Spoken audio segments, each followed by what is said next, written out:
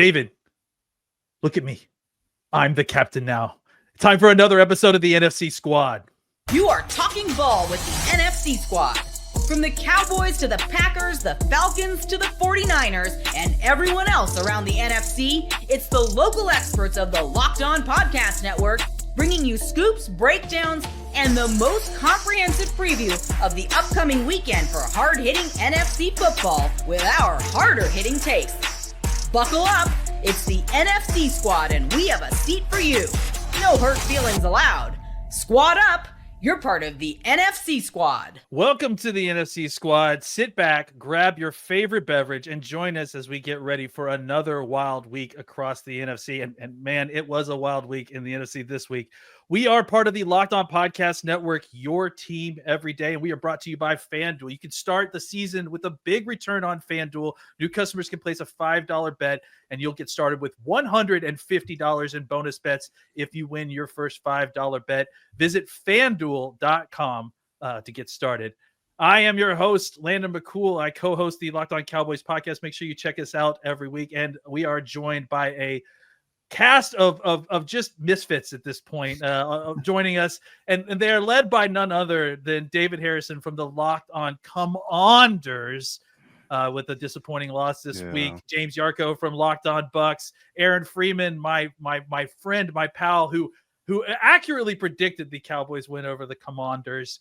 And then Matt Derry from the esteemed Locked On Lions, who frankly is an echelon above us, and frankly shouldn't even be here with us. So, guys, what a great, crazy week of football. I mean, NFC and AFC alike, honestly.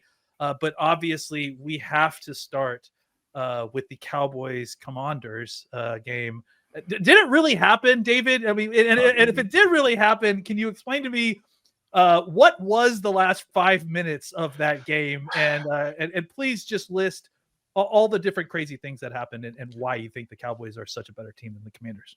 I mean, listen, it was the first 5 to 7 minutes of that game, and the last 5 to 7 minutes of that game is just insanity. I mean, yeah, blocked field goals. You got Brandon Aubrey missing a field goal, which never happens, and somewhat had to do with the blocked field goal. If you watch him kind of try to adjust to that rush that was coming, you have another miracle play in Northwest Stadium with that 86-yard touchdown at the end to Terry McLaurin, and then Austin Seibert misses a field goal, and now Austin Seibert's on IR. His poor hip can take the pressure. Unfortunately, feel bad for Austin. He's a good dude, but you have that, and then you have the 2 kickoff returns for touchdowns. I mean. That last one, I was hoping, man. I was like, please let this thing go over overtime. So that dude who ran that onside kick back for a touchdown has to pay for that. But, it was, I'll tell you this, man, just as a general football fan, I am so happy I was in the building for that game. I'm just through the Hail Mary against Chicago Bears.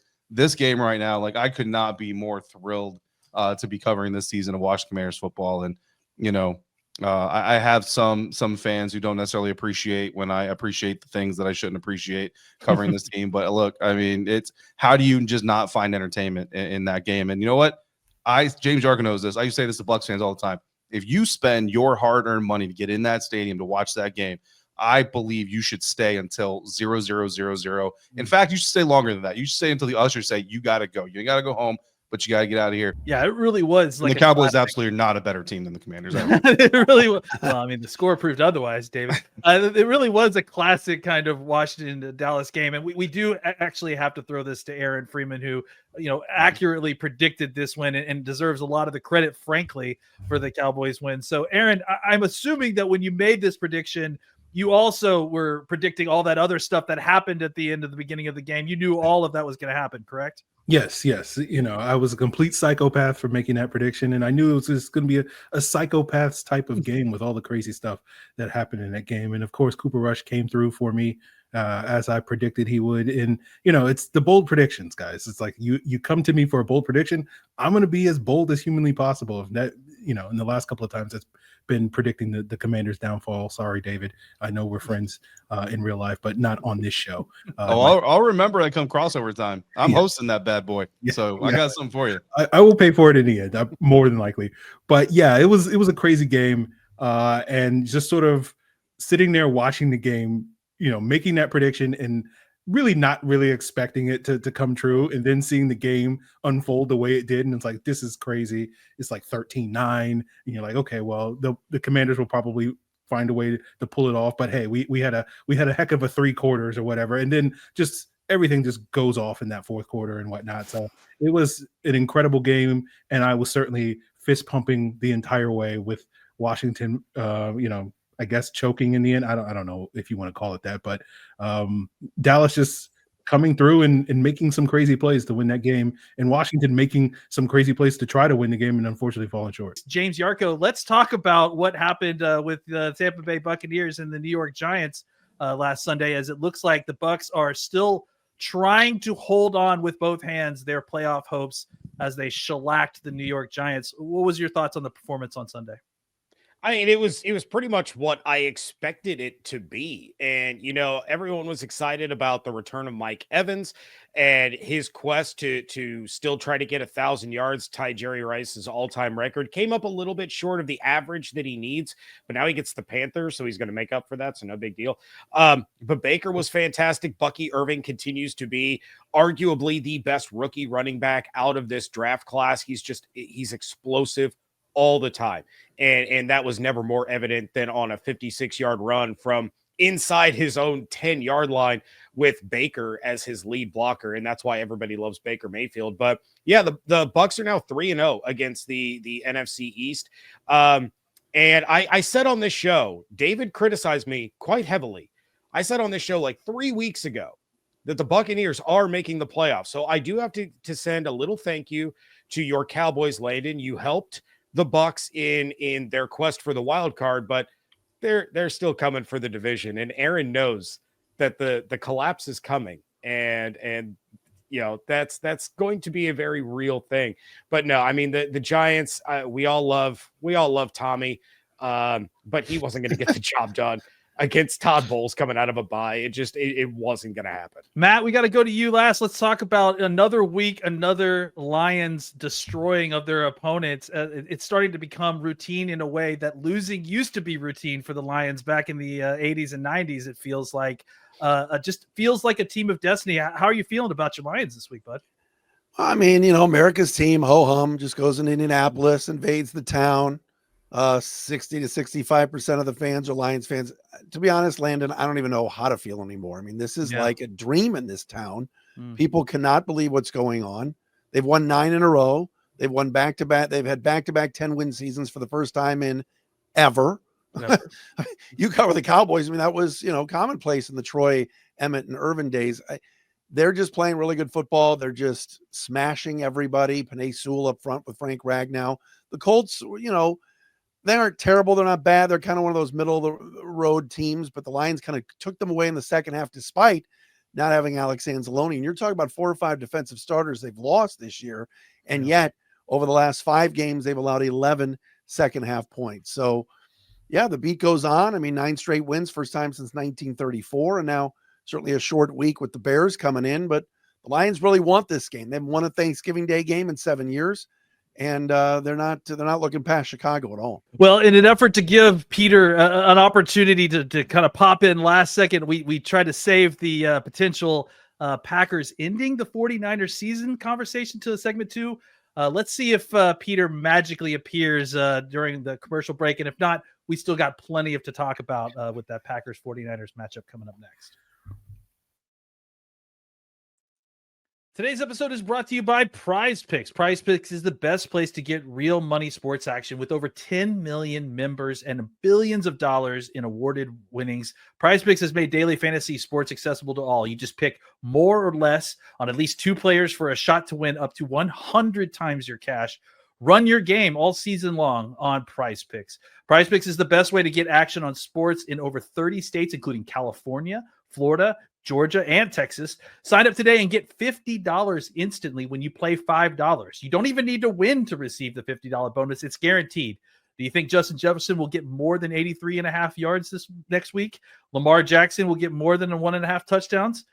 Cook up hot takes with your friends and win real money this football season when you and your crew Run your game on PrizePicks. This episode is brought to you by Skylight Frames. Thanksgiving is upon us, which means gift-giving holidays are not far behind, and I struggle with giving gifts often, especially with folks who seemingly end up buying everything they want for themselves. I overthink it and end up getting something disappointing or nothing at all.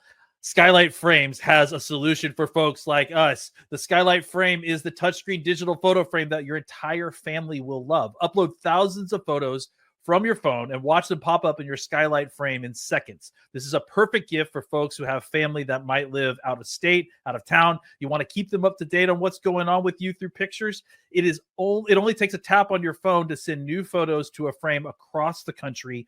It's the fastest, easiest way to keep loved ones in the loop. They'll feel so much more connected to you. It's a great private way to share photos without posting it to the world or having to print and store hard copies.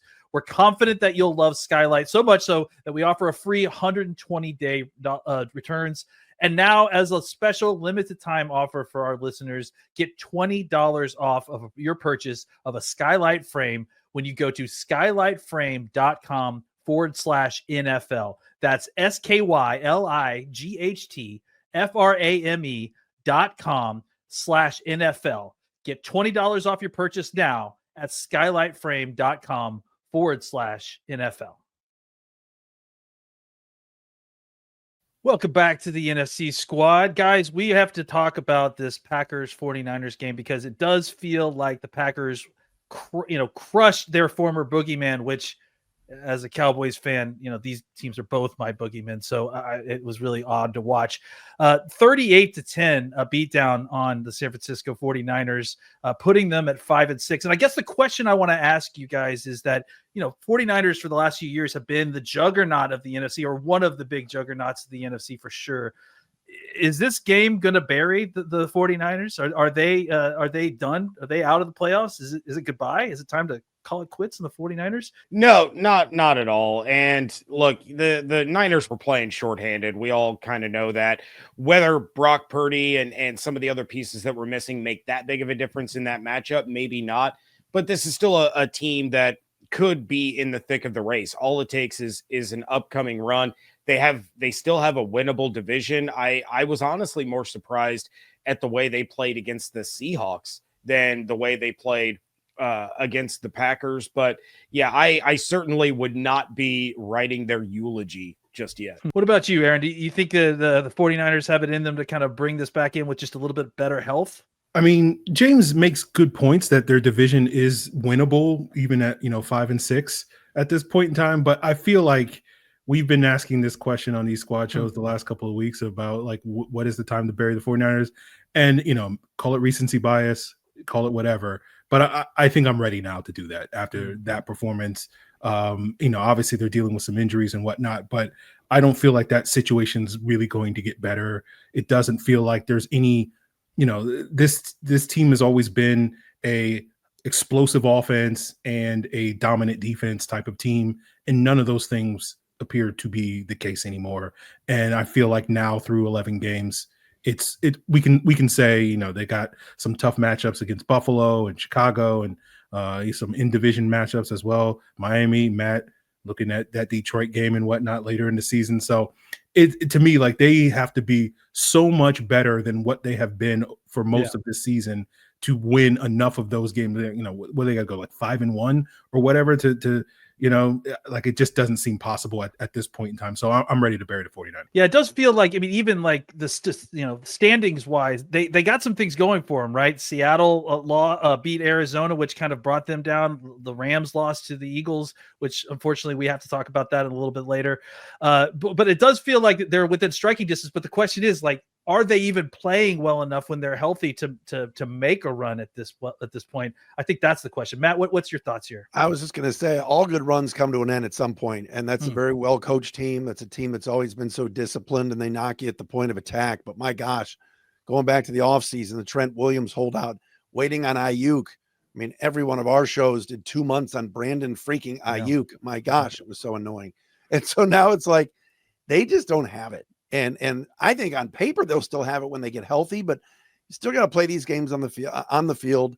They had long runs the last few years. I think the tire tread is running a little bit low.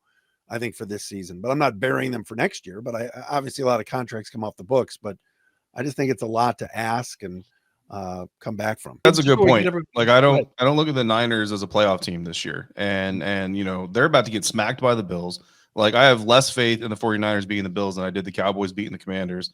They're going to get smacked by the Lions. I don't think they have the horses to keep up with the Miami Dolphins. So they're looking at another 3 or so losses. And even as it stands today, like they're the 11th ranked, they're the 11th team in standings in the NFC. They've got an 18% chance of making the playoffs, which is, you know, in that bubble group or whatever, but they're right above like the worst of the NFC this year, which is the Saints, the Bears, the Cowboys, the Panthers, the Giants. Like they're right on the cusp of being in that territory. And like Matt just said, like if we're talking about 2025, get healthy, you know, maybe free up some more cap money, bring in a veteran here or there, have a good draft, then sure, 2025, pop that window back open. But for this winter, shut the window, turn the heat on, get cozy. It's going to be a long off season and come back in 2025.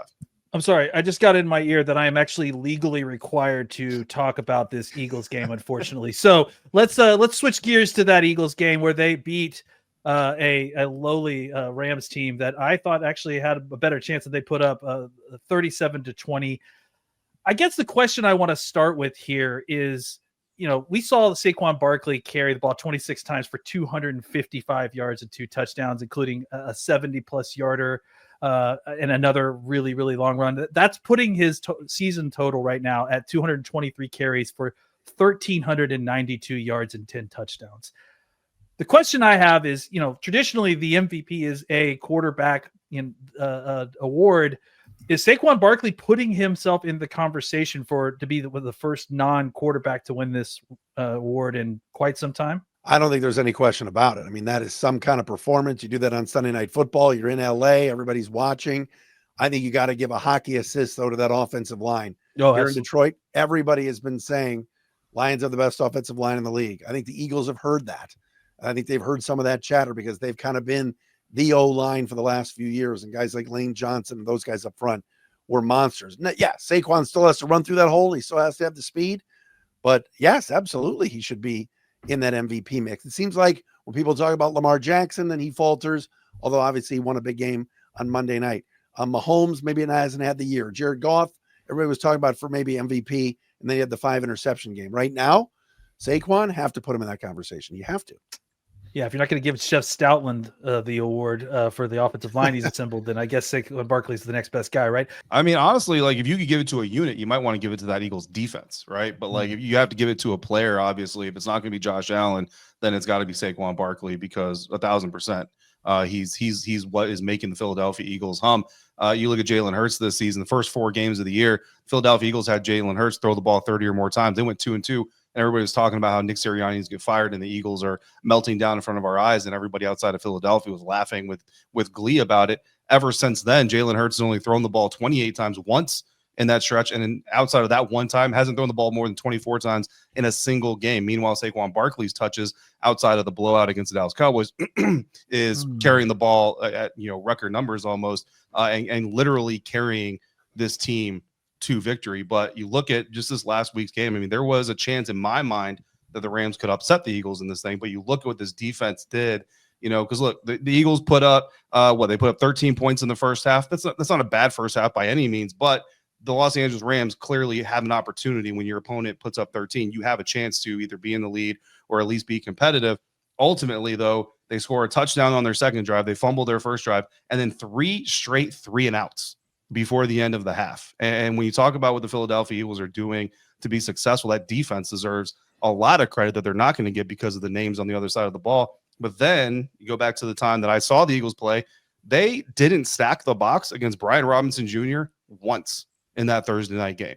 And if you told me that any defense was not going to stack the box against Brian Robinson Jr. at all, I would have told you they're going to be crazy. And Brian Robinson's going to get about 140 yards and 3 touchdowns. B-Rob didn't do anything. Like Jalen Carter and company basically owned that entire game. And yes, Saquon Barkley got the 2 big runs at the end of it to seal it. But the Eagles defense is what won that Thursday night game. The Eagles defense is what gave the Eagles offense time for Saquon to truly blow up in the second half. So again, you're not going to give it to a unit anyway. But as much as we talk about the Chiefs defense really helping them have the record they have right now, I think the Eagles defense needs a little bit of credit as well. We talked about the Eagles and the Lions in this segment, and I want to talk to James and Aaron, because you guys don't really have any anybody in the running in your division. Who do you guys think would be, the front runner at this point to be the number 1 seed? Do you imagine that this is going to be a race that comes down to the Eagles, the Lions, and the Vikings? Do you guys have any other somebody that might come and pull this out in the last minute? Is anybody specifically that you guys have penciled in or maybe written in pen as the number 1 seed? Let's start with James. Well, I mean, the Buccaneers beat both the Lions and the Eagles. Let's not forget. That's why I threw to you, James. Just to comment on that for sure. But no, I think the Lions are far and away gonna end up the number 1 seed. I think they're the best team in the NFL right now. Now, how they perform in the postseason, they were halfway to a Super Bowl last year. And, I love what Dan Campbell has done with that football team. I love what, Jared Goff has turned himself into when he was written off. I talk about Jared Goff and Baker Mayfield the same way. Both of those guys were written off by the NFL. They were afterthoughts. And Jared Goff has been absolutely incredible. I am impressed by the Eagles' turnaround for the way that their season started, but I don't think that they're going to be able to catch the Lions in this one. And I think the Lions truly are the class of the NFL right now. And that's not something I thought I would ever say in my entire life. I think it's the Lions.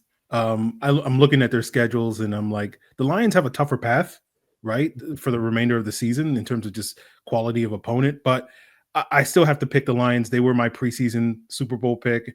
And basically piggybacking off of what James said, I was like, look, I'm probably never going to get another opportunity in my lifetime to pick the Lions to win the Super Bowl or anything like that. So I'm gonna take that opportunity at the beginning of the season.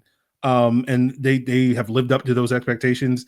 And for me, the thing that makes me skeptical about the Eagles, even though they do have a path to catch the Lions and potentially overtake them as the number 1 pick, is we've seen an Eagles team get off to a promising start in very recent memory and then choke it away at the end of the season. Now, I'm sure, Gino and Louis are yelling right now saying that's not going to happen this year, but they're probably the biggest Nick Sirianni skeptics out there on the planet. So we'll see on that one. But yeah, I'll believe it when I see it with the Eagles. They gotta finish one of these seasons first before, I buy them. But it is just laughable sort of being like, we're giving, no offense, Matt, but we're giving the Detroit Lions the benefit of the doubt, which is something that I've never said in my lifetime. Well, one thing real fast, Landon, this is a big week because if the Lions beat the Bears, which everybody expects them to do, and the Eagles have to go to Baltimore, that's tough. That's a 2-game cushion with a handful of games to go. Yeah. So this week could tell you a little bit about where we're back-to-back weeks where Aaron Freeman has an excellent taste on what's going on in the NFC East. I really love your NFC East takes, Aaron. We're going to have you on more often. Speaking of NFC East takes and great stuff, we have an exciting Thanksgiving Day football game to discuss. Giants versus Cowboys. It's about as exciting as cooked carrots. We'll talk about that in the next segment.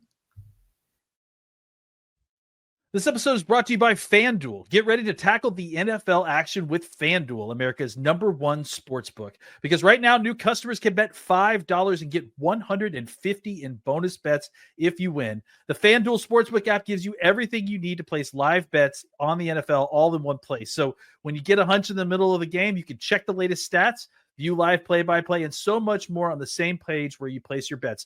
Don't forget, we have some Black Friday games happening. So you were already planning on spending some cash. You might as well put some down on the game. Could Black Friday be an omen for a potential silver and black Raiders upset over the Kansas City Chiefs?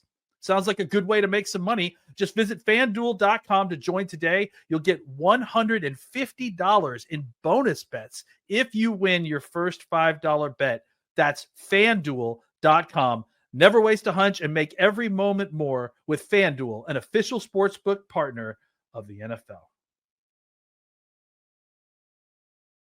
Welcome back to the NFC Squad. And despite what I said on the outro of the last segment, I am not excited to talk about this Giants-Cowboys game. So let's start with something a little bit better here with the Detroit Lions. Oh, wait, David, you have something to say specifically? Yes, I respectfully raised my hand. I want that to be remembered on the record. Fair. That's fair. Thank you for raising your hand. I just want to add something about why the Detroit Lions need to be in the Super Bowl this year. Please. James Jarko and I got to watch a Detroit Lions game last year with our good buddy Marshall. Some of you may know him as Eminem. We were all together in the stadium watching the Lions beat the Buccaneers. And I've never seen that man more excited at a football game since he was performing at the Super Bowl, right? This year, Kendrick Lamar is going to be performing at the Super Bowl. Turns out Kendrick is also friends with Marshall. We haven't met yet. Marshall hasn't made that introduction yet. It's okay. It's going to happen. Marshall and Kendrick also happen to be friends with a guy named Lil Wayne, who is from New Orleans. And there's just too good of a connection to make here with these surprise. I mean, let's just get Marshall from the suites down to the field during the halftime performance, do a little show for the Lions fans, get the Lions players pumped up, go back up and watch the Lions win the Super Bowl. It needs to happen, ladies and gentlemen. Yeah, but Honestly, Kendrick and Wayne are beefing now. Yeah. No, it's okay. Football is the great unifier. Marshall is right there to be the mediator. Right. It'll be all right. It'll be all right. Okay, fair. That seemed extremely predictive, and I would like an equally predictive output from Matt on what he thinks about this Bears-Lions game that's going to happen on Thanksgiving. Well, I mean, obviously the Lions are double-digit favorites from our friends at FanDuel, and everybody just thinks it's going to be a blowout. I do believe that the Lions, again, they know what the streak is. They've lost 7 in a row on Thanksgiving. They have not taken the Bears lightly before. Chicago was a good matchup, though, against the Lions last year for Bears' perspective. Probably should have won both games. Justin Fields gagged away the game at Ford Field. The Bears dominated Jared Goff and company at Soldier Field. I just think short week after being devastated in that overtime game against the Vikings is going to be very difficult for Chicago. And quite honestly, the Lions offense didn't really hum that much against the Colts because for a lot of the first half, they weren't on the field. So I still like the Lions. I think it'll start off a little bit slow. Watch for some injuries in this game. Carlton Davis going to be out. That's James and David's guy. He's probably not playing. If you see the name Kendall Vildor out on the field, just hug your Lion fan friends because hopefully he's not out there. And it's Emmanuel Mosley and somebody else. But no Davis and no Taylor Decker may play a little bit of a role, especially with Montez Sweat coming after Jared Goff. But I still think the Lions win by double figures. Yeah, never a good sign to be rooting for your own players to be on the field at some point. Let's talk about this late game because, again, don't want to talk about the Cowboys-Giants game if we don't have to. Aaron, what are your thoughts on this Dolphins-Packers game? Obviously, the Packers coming off a big win like we talked about. And the Dolphins also kind of in a desperate situation as well, trying to save their hopes. What are your thoughts on this one? Yeah, the Dolphins are interesting because they're probably the one team in the AFC that's on the outside looking in that you feel like based off of how they perform these last couple of weeks, has a legit shot to sort of claw their way back into that sort of playoff picture after I think a 2-6 start this year. And so I'm looking forward to a good game, right? If the Packers are back to being good, and we've seen a Jordan Love-led Packers teams, finish season strong, this game to me has peak entertainment value in terms of offenses being able to put up points. Jordan Love probably throwing a couple of interceptions as he often does, and some interesting.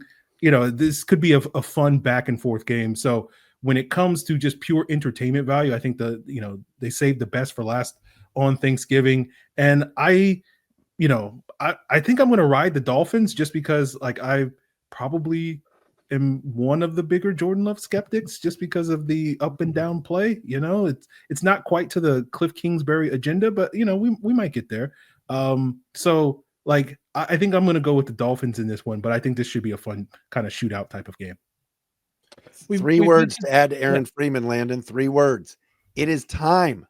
The Dolphins never win in cold weather. They're not supposed to win. Mike McDaniel with the hoodie and he's freezing and everybody's making fun of him because his tan in the cold weather.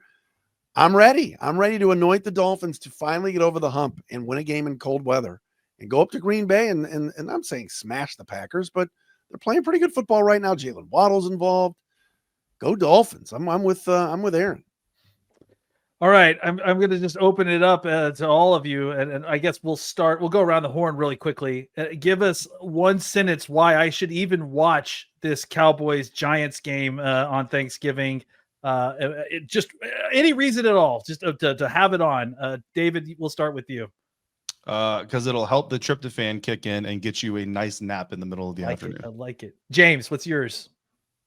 Tommy Cutlets. Tommy Cutlets. Let's see. I hope he plays, man. That'd be great. Aaron, one sentence on why I should be watching the game of the team that I cover. Paycheck. You get paid to watch the game. That's right. Yeah, Thank you. That's There you Aaron's Aaron with the Black best Friday answer so far. Matt, do you have any possible reason that I should be watching this outside of I left the TV on from the Lions Bears game? Kavontae Turpin, that dude's No. worth the price of Ooh. admission. Keep Like- kicking him the ball. He's the reason the NFL loves the new kickoff rule. He's the only reason. Everybody kicks it out of the end zone, except when Turpin touches it. I'm ready to watch him fly down the sidelines again. All right, 2 more games I want to talk about before we get out of here that I think are important. Real quick, the Eagles play the Ravens on Sunday afternoon. That's going to be a really big game for both the AFC and the NFC. Real quick, who you guys got? And let's just keep it quick, and because we got one more game after this. David, we'll go around the horn the same way. David, what do you think? Yeah, I mean, for the sake of my paycheck, I need it to be the Ravens. But I also need the Commanders to take care of business against the Titans, and I don't know how much that's going to happen either. James? I think I have to take the Ravens in that one, but I legitimately think that is going to be far and away the best and most entertaining game we're going to have all weekend. Aaron? I'll take the Ravens, but we'll see. I don't trust the Ravens defense at this point, though. And Matt? Short week for Baltimore off a Monday night win. I think Philly squeaks it out. All right, one more game, just because I think it's going to have big playoff implications, and we're the NFC squad. Cardinals versus Vikings, 2 teams that are very much in the mix of it. Cardinals, a tough loss last week, really kind of put them in a bad spot. They need to win this game against the Vikings. Let's go reverse order this time. Matt, who do you got? That's a tough one. I'm with you. We're talking about all these road teams, and I already just picked a road team for Philly. But Minnesota, I still think hangs on in this game. But I think Kyler put some numbers up. But give me the Vikings. Aaron? The Vikings. Yeah, I'll go with the Vikings in this one. Yeah, I got to roll with the home team in this one. The Vikings have been good. Darnold has been good. The Cardinals are clipping, but give me the Vikings. Yeah, I mean, I got to go Vikings too. Kyler Murray, as talented as he is, he also really doesn't want to become a runner if he doesn't have to, and it forces him into some bad situations against Flores defense. Like, unless Kyler comes in wanting to be a runner first before a passer, I don't see how the Cardinals hang in this one. Yeah, this is a tough game. They really needed to find a way to win that game this last Sunday. This is a really tough game for them to go into and have to lose 2 in a row and really kind of put them behind the 8 ball in the playoff situation, despite the fact that the NFC West is still wide open this late in the season. So thank you guys all for joining us in the NFC Squad. We'll be here each week, and each of us are here every day bringing you on the latest on your favorite NFL teams. Make sure you follow and subscribe so you don't miss a moment of our coverage. Part of the Locked On Podcast Network, your team every day.